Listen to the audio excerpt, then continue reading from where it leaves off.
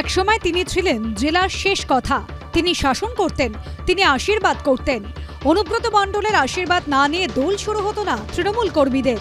সেই অনুব্রত মণ্ডল এখন তিহারে বন্দী। জেল যাত্রার পর মাঝখানে কিছুদিনের জন্য বীরভূমের রাজনীতিতে অনুব্রত মণ্ডলের প্রতাপ উধাও হয়ে গেছিল, কিন্তু সম্প্রতি তা ধীরে ধীরে ফিরতে শুরু করেছে। এবার লোকসভা ভোট এগিয়ে আসার সঙ্গে সঙ্গে তা আরও প্রকট হচ্ছে।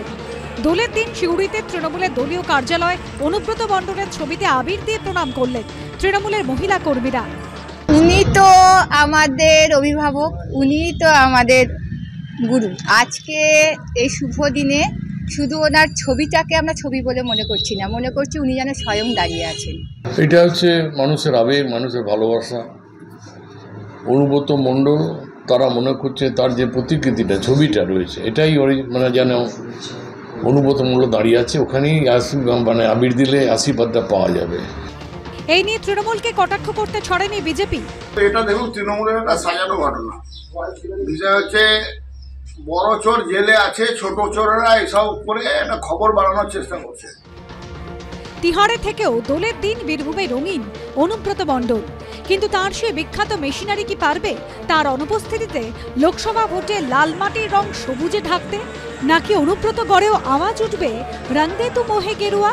ভাস্কর মুখোপাধ্যায় রিপোর্ট, এবিপি আনন্দ, বীরভূম। আমি তো লক্ষাধিকের বেশি ভোটে জিতবো, নিশ্চিত থাকুন। 7টা বিধানসভায় জিতবো।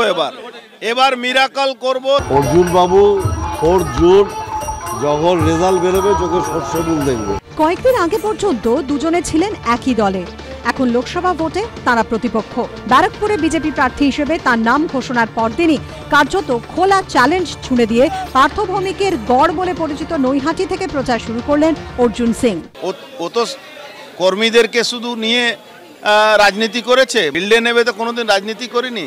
এই নৈহাটি মানুষ, এই গৌরীপুরের মানুষ যখন অত্যাচারে সিপিএম জামানায় যখন অত্যাচার হয়েছিল তখন কিন্তু পাশেই আমি ছিলাম। এর উত্তর ব্যারাকপুরের মানুষ দেবে। এদিন নৈহাটিতে বড়মার মন্দিরে পুজো দিয়ে প্রচার শুরু করেন অর্জুন সিং। পুজো দেন গৌরীপুর হনুমান মন্দিরেও। এর পাশাপাশি কাঁচরাপাড়ার 55 তলা শিব মন্দির, নৈহাটির আনন্দময়ী মন্দিরেও যান তিনি। গৌরীপুর ঘোষপাড়া রোডে সামিল হন পদযাত্রায়। বাংলার একটা ঐতিহ্যশালী মন্দির, আমরা সৌভাগ্যশালী, আমাদের এলাকায় বড় মা মন্দির আছে। আমরা ওনার পুজো করে এখান থেকে যাত্রা শুরু করেছি, নৈহাটি থেকেই যাত্রা শুরু করেছি। মায়ের আশীর্বাদ যাতে আমার উপরে থাকুক, অসুর শক্তিকে নাশ করার জন্য মায়ের আশীর্বাদ যাতে আমার উপরে থাকবে, এটাই মায়ের কাছে আমি প্রার্থনা করি। যারা ভগবানের নাম রাজনীতিতে টেনে আনে আমি তাদের সাথে সহমত হই। অর্জুনের মতোই এদিন নৈহাটিতে প্রচারে সামিল হন পার্থ ভৌমিকও। বসন্ত উৎসবে মেতে ওঠেন স্থানীয়দের সঙ্গে। সমীরণ পালের রিপোর্ট, এবিপি আনন্দ।